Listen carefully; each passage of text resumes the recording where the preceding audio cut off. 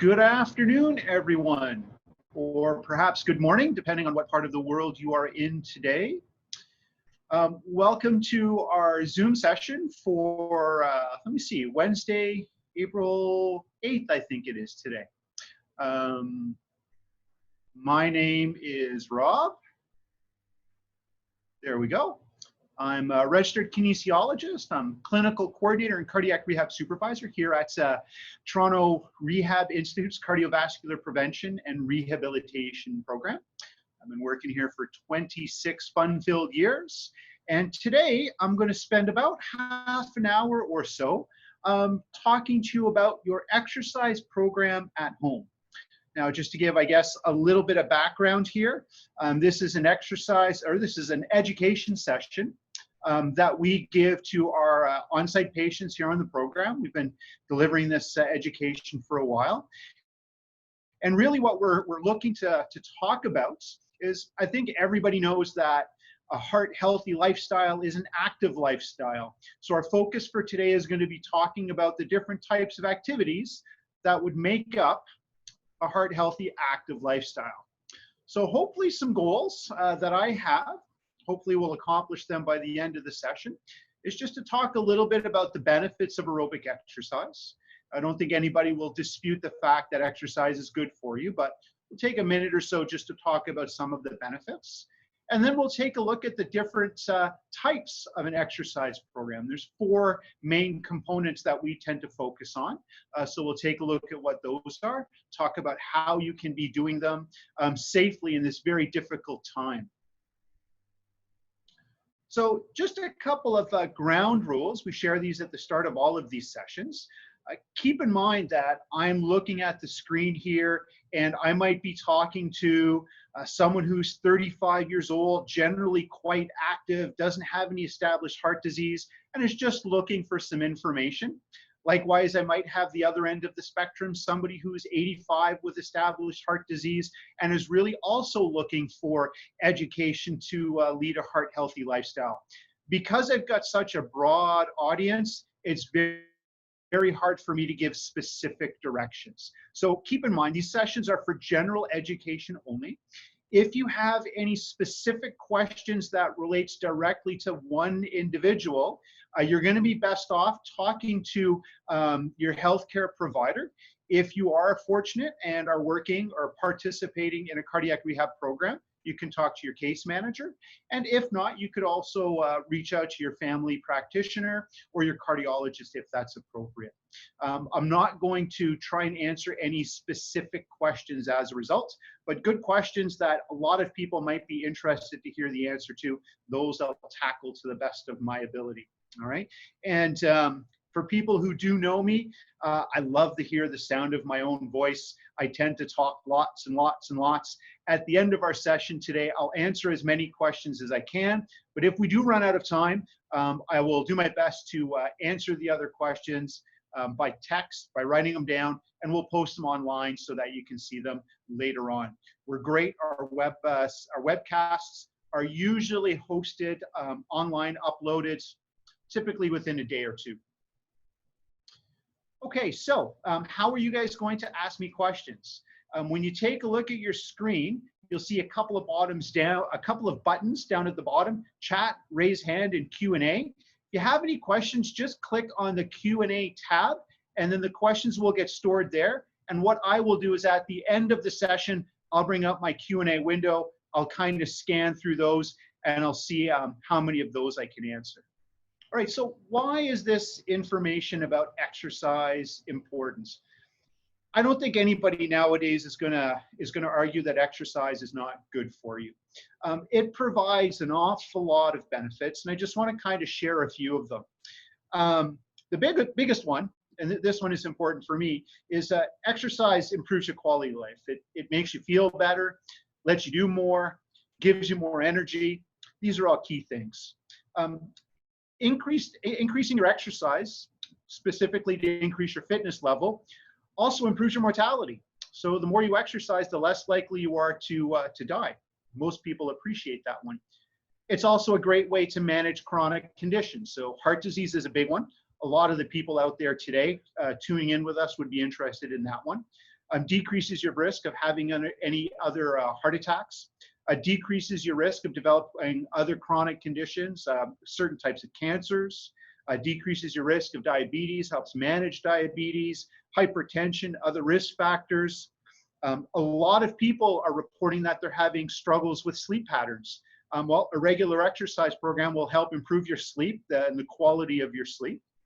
Just prior to today's session this morning, I read a really interesting article that was published about 2 weeks ago by the American College of Sports Medicine that was taking a look at exercise and immune function in relation with the COVID-19. Interesting article, and it talked about exercise mobilizing a lot of different cells and physiology to help activate your immune system and make it function that much better. Of course, it's early days. We don't have any evidence specifically saying that exercise improves immune function to help fight off COVID-19, but there is a lot of evidence out there showing that exercise improves your immune function, which helps with other types of viruses and infections.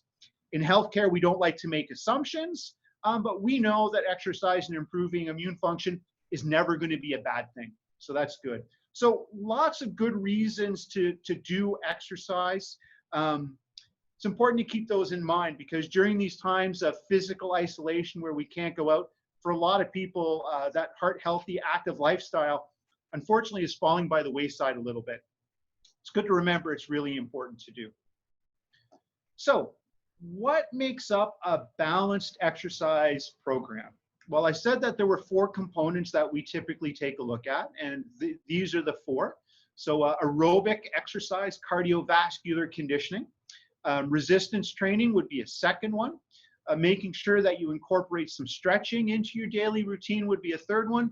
And then a fourth one is just making sure that you avoid sedentary behavior, so doing movement on a regular basis. So what I'm going to do is we're going to take a look at all 4 of these components, talk about them briefly, and then maybe talk about some resources that people can access to help you incorporate all these things into your daily lifestyle in these difficult and challenging times. So aerobic exercise, as I said, very, very important, has an awful lot of benefits, from mortality to fighting off chronic diseases to helping with quality of life, sleep, improving mood, helping with depression. There's lots of components to aerobic exercise. Now, a lot of people, quite truthfully, are struggling with this. A lot of people are thinking, well, exercise, I can go out and do my walk, I can do my biking. And for many of our patients, those tend to be the favored modes of exercise. They work great. You can get a good workout in. It doesn't take a lot of fancy equipment just to go out for a good walk. Almost everybody can do it. Don't need fancy facilities or training, low injury risk. It's really an excellent type of exercise. But if you're cooped up in your living room and you can't go outside, it can be a little bit hard to go for long walks. I'm not encouraging anybody to go outside right now. We know that for many, many people, we're being advised to try and stay inside as much as we can, not only to make sure that we stay healthy, but also to make sure that everybody around us stays healthy as well. One of the things that I always found was really cool about your heart is your heart's a wonderful organ. It's absolutely fantastic, but your heart's not really all that smart. All your heart knows is, hey, muscles are moving. I need to send oxygen-rich blood. So obviously when you're walking, the muscles are moving and that gets your heart rate up. But there's lots of other activities that you can do that will get your rate up and look to maintain or perhaps improve your fitness level. So if you've got a decent enough space in your room, you can do a little bit of walking. There's a lot of stationary exercise that you can do, whether it's marching on the spot, jogging on the spot, doing some jumping jacks, or if doing that level of exertion is challenging for you, a lot of the people in my Monday class might be in that boat, even just sitting in the chair and marching your legs up and down. That's using a reasonable amount of muscle mass. That muscle mass is going to increase the need for oxygen-rich blood, which then falls to your heart to increase the heart rate to deliver that oxygen-rich blood. And that's going to contribute to at least maintaining your fitness level. And if you can do it at a high enough level of intensity, I'll talk about that in a little bit, that might challenge your cardiovascular system, might challenge your heart enough that you'll be able to continue to improve your fitness level, which is ideal. So strategizing with different ways to get moving so that you know your heart rate's going to get up for a little bit is going to be very, very helpful to maintain your cardiovascular fitness. And this is important. Truthfully, this is probably my biggest worry for a lot of my patients with this COVID pandemic, is that it's going to go on for 6 weeks, 8 weeks, 10 weeks. We don't know, but we're planning for worst case scenario.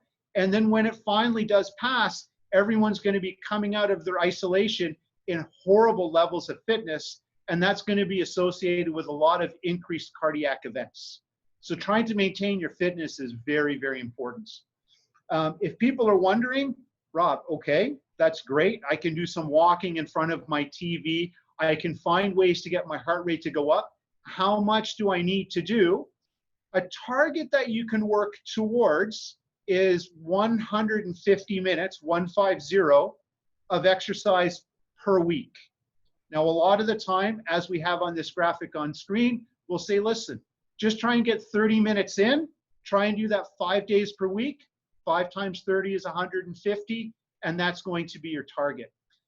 I realize that walking on the spot for 30 minutes might be a little bit boring, so feel free to split that up. Maybe do 10 minutes in the morning, 10 minutes in the afternoon, and 10 minutes in the early evening, or 15 minutes twice a day. But if you're looking for how much should you be targeting, try and see if you can build towards 150 minutes. So that's with the cardiovascular conditioning, your aerobic training. Let's move on to resistance training. Weight training is something else that's very, very important that I wish more people would actually take advantage of. We seem to have no problem getting people to do their cardio on a regular basis, but adding some weight training seems to be a little bit more challenging.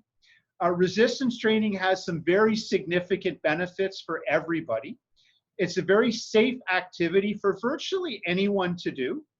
I have patients that are waiting for heart transplants that do resistance training. I have patients in their 90s that are doing resistance training. And as long as it's done properly, it's a very safe thing to do. A lot of people will comment that they have sore joints. I work with an older population, and arthritis is a very, very real concern. One of the things to keep in mind is that if you have an arthritic joint, let's say, for example, a knee joint, it hurts to walk, so you don't do as much walking, you don't do much resistance training. That results in decreased strength in your legs. One of the problems as you lose strength in your legs, your knee joint becomes a little weak, a little bit sloppy. So you can imagine the joint starts sliding around a little bit. If you have an arthritic knee joint, that sliding around is not going to be comfortable. That's going to cause a lot of pain. You're not going to enjoy that. If you can strengthen up the muscles around the joint becomes much more stable. There's a lot less of this play back and forth.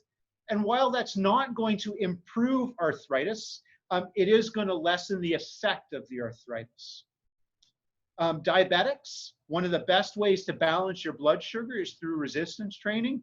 We often say nothing pulls sugar out of the blood quite like resistance training. So it's good for your diabetics. It's also good to promote independent living, posture. There's a whole host of benefits of resistance training. Now, for a lot of our people, you might not have lifted weights for 10, 20, 30, 40 years. So it can be quite intimidating to start a resistance training program. We have a wonderful resource online. It's called www.cardiaccollege.ca. If you go and navigate to that website and you go in the Get Active tab, and then below that, you'll see a section on resistance training. We have a wonderful library of videos that will allow you to do some very basic, very simple exercises just to get introduced to the activity. Okay?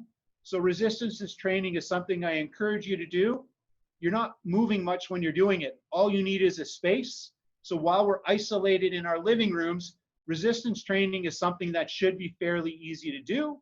For everybody that's out there that says, I don't have weights, I don't have all these fancy bands, you don't need them. If you've got a soup can or a bottle of water, you can use those. A colleague of mine, Lauren, hi Lauren, commented the other day that she told some of our patients to get a shopping bag, a grocery bag, and just put a few books and a few rocks and odds and ends in there and just keep adding stuff till it got to a reasonable weight. And then they're curling these bags of groceries. There's millions of things you can do to provide resistance for resistance training. Just think a little bit outside of the box, and there's a lot you can accomplish. Now, a number of people will say, okay, Rob, you told me where for my aerobic training, I've got a target of about 150 minutes per week of exercise. That's great. With the resistance training, I can start doing that, but how hard should the exercise feel? What should it feel like? So this is a wonderful slide. It's from Exercise is Medicine Canada, and it gives a rough idea of how different exercise intensities should feel for a lot of typical people. We usually break it down into 3 categories: light exercise, moderate exercise, and vigorous exercise. So right now, most of what we're encouraging people to do is light to moderate exercise. We have a number of people who are doing vigorous exercise.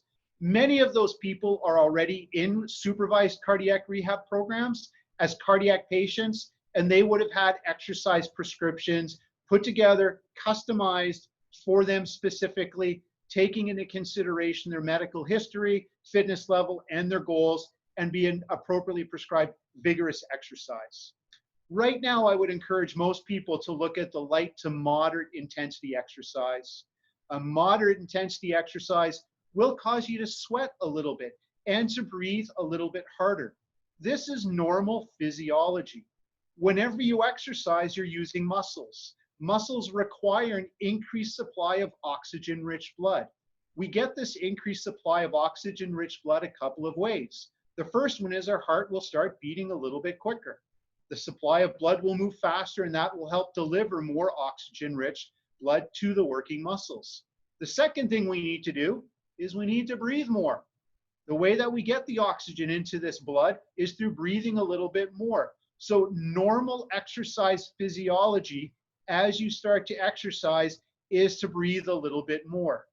A lot of people, especially if they're not regular exercisers, will get a little bit nervous, a little bit worried about exercising and getting what they say is short of breath. Your breathing is meant to go up. That's normal. As long as you don't have any pain, have any symptoms, and I always like to say that within an hour of finishing your exercise, you should feel back to normal. As long as you can meet those 3 criteria, the exercise that you're doing is going to be very, very reasonable. All right. If you do get any pain or any symptoms, make sure you reach out to a healthcare provider. If you find that you do the exercise and it's taking you 2, 3, 4 hours to recover, you're probably exercising too hard. Decrease the intensity. And if it's still taking you a long time to recover, once again, reach out to your healthcare provider. But for the vast majority of us with heart disease that's stable, we can exercise very safely, very comfortably at a moderate intensity. And we can do that in the safety and comfort of our own home through marching on the spot, even seated with some leg marching, or for fitter people doing some jumping jacks or even jogging in the spot. Okay, our next slide, sitting less and moving more. I had a colleague that worked here a number of years ago. He's a PhD, Dr. Avi Biswas was his name. And he did his PhD on sedentary behavior. And he used to always have this saying that sitting is the new smoking. It's such a dangerous thing, this sedentary behavior. And there's a fair body of evidence that supports this. We need to avoid sitting for prolonged periods of time. And this is one of the biggest issues that we're having right now with this current COVID pandemic. We're at home. There's not an awful lot to do. So we're sitting down, we're watching TV, and we're just not moving. I always see people as snow globes. Hopefully everyone is familiar with snow globes. They're these small little glass ornaments with pretty scenes. You give them a little bit of a shake, and then all this snow goes fluttering through the globe. It makes it look like a beautiful February day up here in Canada. But then if you sit that snow globe off to the side and you leave it there for a little while, the snow starts moving slower and slower, and then it stops moving, and then it settles into this sludge at the bottom of the snow globe, and it's nowhere near as pretty. People, we are like snow globes. We want to make sure that our metabolism keeps moving. We don't want all these metabolites and chemicals and hormones to get really sluggish and sedentary. The thinking is when that happens, that contributes in a negative way to our metabolic conditioning, our metabolic fitness. And that's associated with negative outcomes, increased risk with chronic disease. All right. So it's very simple to do this. Just if you're a snow globe, get up and move every 30 minutes. You don't have to do much when you're getting up and moving. Just get up, walk around the couch, sit back down. That's just like giving your snow globe a shake. I've got another patient that I'm working with, and I'm trying to convince them. She's working very hard in the office. Every 30 minutes, I'm asking her, get up, go to the stove, turn on the egg timer, set the egg timer for 30 minutes, and then keep working. And then every 30 minutes, that annoying binging and buzzing is going off. She has to get up to go turn it off. That gets her moving. So many of us now have smartphones with us. They're attached to our hips. Most smartphones have got timers on them. Figure out how to use your timer and have it go every 30 seconds, every 30 minutes, right? These are all little tricks that you can use to get yourself up moving. It's a very, very simple thing. This is not hard to do. The hard thing is just to make it a habit. So many of us are used to sitting for 4, 5, 6, 7 hours at a time. It's nothing for people to sit in front of the TV for 3 hours straight and not get up. This does not contribute well to our metabolic conditioning. It's important that you get up and move. So the fourth component of leading an active lifestyle is making sure that we stretch. We tend to focus on two different types of stretches here at our program, dynamic stretches and static stretches. So dynamic stretches we do prior to any exercise session, and we encourage our patients to do this all the time. There's 4 simple exercises that you can see here on the screen. Just a standing march. We do the standing, and for some of our patients where balance is a bit of an issue, they do it seated in a chair, just getting their legs going up and down. This uses the big muscles in the legs, gets the blood flow moving a little bit. It prepares the body for exercise. It dilates your coronary arteries somewhat to bring a greater supply of oxygen-rich blood to the heart muscle, which is important for everybody, in particular our cardiac patients. If you're doing a walking program, this also gets the leg muscles ready for exercise, and also the big joints that are going to be in those leg muscles as well, your knees, your hips, and your ankles to a degree. The second one we do is shoulder rolls. Some of the muscles in your back and upper shoulders are also very, very large. So once again, this will contribute to getting the blood flowing a little bit, warming up your heart. For a lot of us, we don't have good posture. It puts a lot of stress on the shoulders and our upper back. So loosening them up on a regular basis is also really good too. Third exercise are leg swings, just holding on to something for a little bit of support. In this picture, our cardiac rehab supervisor who's demonstrating, Danielle, is just holding on to the chair for a little bit of balance. And then she's swinging her leg back and forth, nice and loosely, slowly, gently, just to loosen up our hip. And then of course, the fourth one is her ankle rolls. So we encourage everybody to do this before they do any aerobic exercise. And then on the flip side, we have our static stretches. These static stretches are meant to be done after you do your exercise, when the muscles are a little bit more warm. The first stretch is for the chest wall, just putting your hands behind your back, pulling your shoulders back a little bit, which stretches the major muscles in the chest. This is a good exercise to do, even for people who have had cardiac bypass surgery or valve surgery, or indeed any type of sternotomy. You just want to make sure that you've gotten clearance from your cardiovascular surgeon that the chest muscle has healed up properly. These stretches should go to the point where you feel a little bit of a pull, but you should never be stretching to the point of pain, okay? The second stretch there is just for the shoulders. just pulling your arm across your body. That stretches the deltoid muscles in the shoulder. A standing leg stretch for the hamstrings. This is key. I really enjoy doing this one myself from a seated position. I'll sit in a chair, have one leg out in front of me, and I'll reach forward towards my toes. My balance is not the best, and I've got really, really tight hamstrings. I find trying to do this when standing can be challenging for myself. Doing it seated is just as effective. And the final one for your calf stretch. This is a good one. You see a lot of runners in the parks doing this. You can do this in the safety of your own home, just pushing up against the wall, stretching the muscles in the back of the calf. And that's a good stretch to do as well. These stretches are generally meant to be held for about 15 to 30 seconds. Once again, just going to the point of feeling a light pull. Once you feel the pull, hold the stretch for 15 to 30 seconds.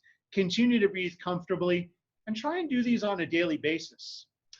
As a matter of fact, a really interesting hint or tip that you can do. Do you remember that last slide where we talked about getting up every 30 minutes? Well, get up every 30 minutes and do one of these stretches, and that would accomplish two things at one time. Okay, so that's the fourth component with our stretching. So it's a lot of stuff to focus on, especially if you're not doing them all right now. But if you look to work them into your daily routines, they can be done because they don't take an awful lot of time, 15 to 30 seconds for every one of those. If you spread them out throughout the entire day, it really doesn't take an awful lot. If you're not doing them, pick one. Maybe, you know, for my patient that's at home doing an awful lot of work, you know who you are if you're tuned in. Maybe just continue to work on getting up every 30 minutes and shaking that snow globe, so that works. If you don't do stretching on a regular basis, maybe that's something that you can try and factor in or work into your routine. As we get older, everything gets so much stiffer. A little bit of it, admittedly, is because of age, but a lot more of it is just because if you don't use it, you lose it.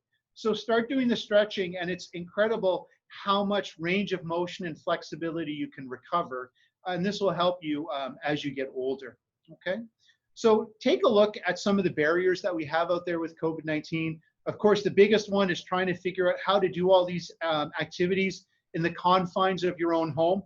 They can be done. The stretching, the getting up, and the resistance training can be done in your own home. That's what you would do normally.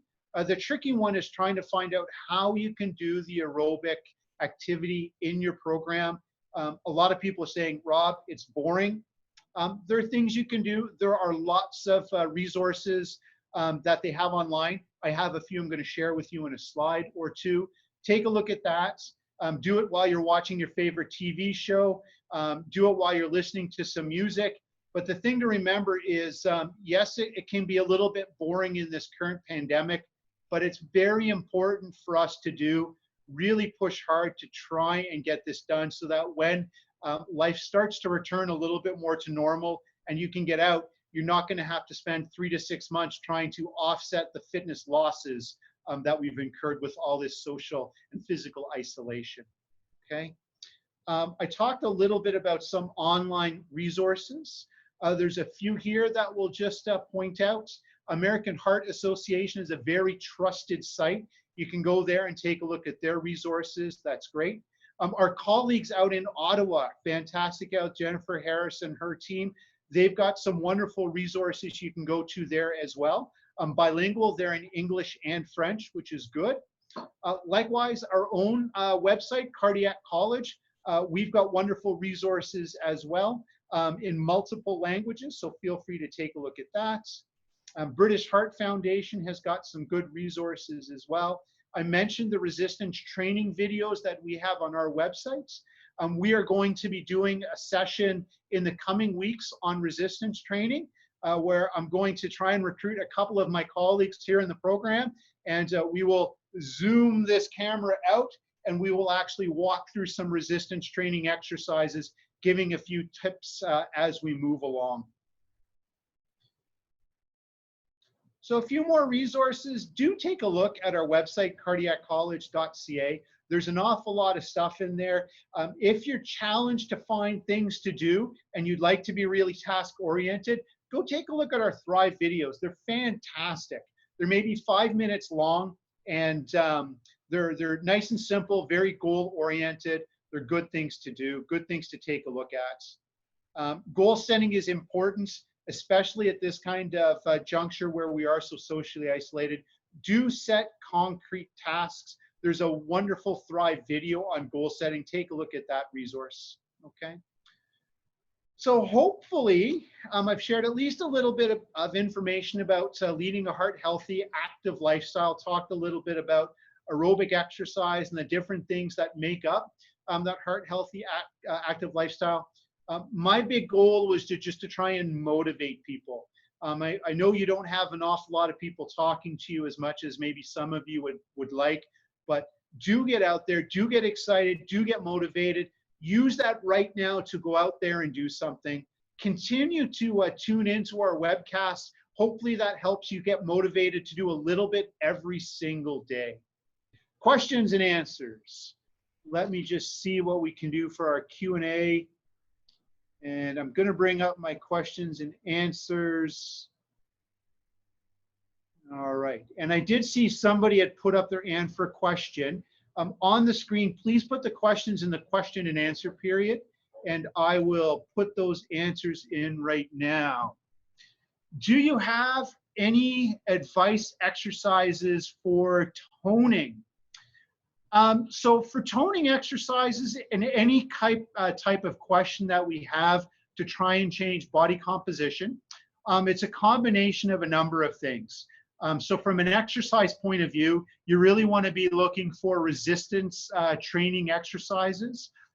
So anything that's going to add resistance is going to increase the strength of the muscles. I often will talk to people, and it's one of those things, you know, you wake up in the morning and you stand in front of the mirror looking at yourself and you think, oh, that's not too bad. Things look pretty good. But then by the end of the day, the muscles get a little tired, they get a little weak, and any of the things are kind of sagging and hanging a little bit. Maybe you're not as toned as you were when you first woke up. So doing resistance training will give you that morning look a little bit longer. Of course, you also have to make sure that you got a good heart-healthy diet. There's a lot of people right now that are eating just because they're at home all the time. We're looking to do a session in the coming weeks on mindful eating. So that's another good one to take a look at as well. Comment from one other person that says, "You are fabulous." Thank you. I'm gonna save that one to share that one with the boss as well. You're very helpful. Thank you. With respect to resistance training, when is it safe for a cardiac patient to lift weights over your head? So it really depends on when you say cardiac patient, what have you gone through? So for example, if you were fairly active and then you went off and you had a stent put in and then you're back to active lifestyle, you can probably get back quite quickly, generally within a week, depending on where the procedure was. If it was in your groin, it might take a little bit longer before you return to leg weights. If it was in your wrist, you might have to wait a week or so before you do any upper body weights, but it could be quite quick to resume general weight training. In terms of lifting weights over your head, that's something that we tend to discourage in early on, only because it's an awful lot of work to use the muscles above the level of your head and then deal with gravity as well. Eventually you can progress to that one, but there are alternatives to work the muscles that you would normally work in overhead lifts. Generally speaking, we'd be looking about 3 months into the program. You could start to do that, but we'd really want to handle that on a case-by-case basis. As I said, there are alternatives to work those muscles, which I think would be a better way to go. Another one, this is not a question. I missed the poll. This was excellent. Great gearing it to the isolation, those specific answers. Thank you very much, Joan. Okay, so those were the open questions that I had in there. I've got a couple more minutes.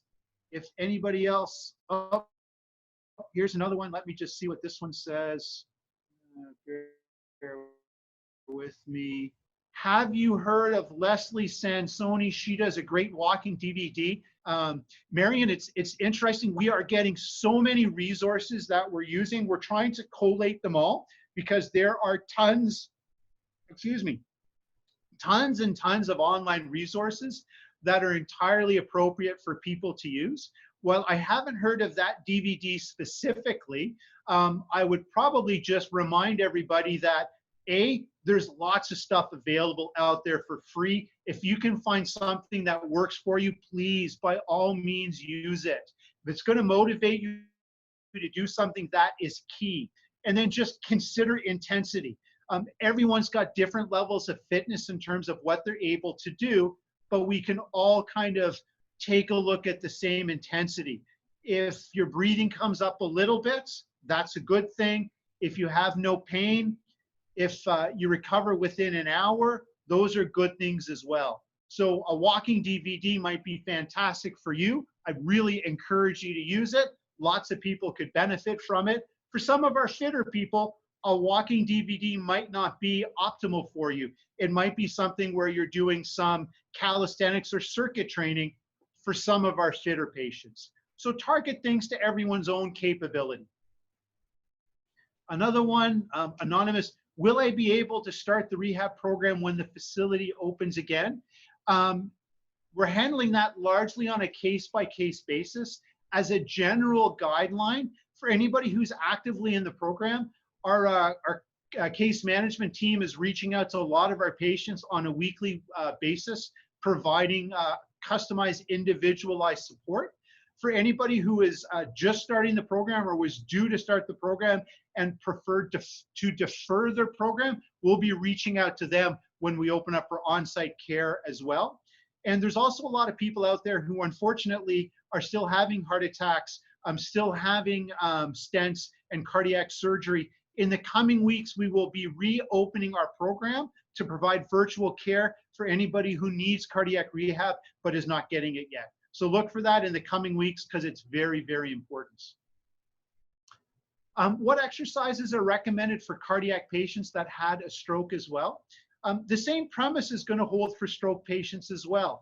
You want to make sure that you do aerobic conditioning. You want to make sure that you do resistance training. You want to stretch, and you want to make sure that you avoid sedentary behavior. Depending on the degree of the stroke, you might have to modify the exercises in one format or another. That's a difficult one for me to provide a customized answer to. If you're actively in the program, you can reach out to your case manager and we can talk to you about that. If not, you might be able to send in that question online and I'll see if it can provide you with some more specific resources. It's tough for me to answer that generally. Let me see, is exercise more beneficial in the morning as opposed to the evening? We used to think that you wanted to avoid doing it in the morning. There was a little bit of a surge in hormone that they felt increased risk a little bit. There's a little bit of evidence that there's more cardiac events in the morning. But generally speaking, our guideline is to fit it in whenever it works best in your routine. So I'm a morning guy. If I wait till the end of the day, I'm done. I'm tired. The couch eats me. I'm not going to exercise. So I try and get my exercise done in the morning or I just won't do it. Other people, they have early starts, they get an awful lot done and they just want to do it at the end of the day when all of their other chores are finished, and that's fine. So my big answer to that would be whatever works best in your schedule, that's the best time to do it. Unable to do online voting, but you were excellent. Thank you.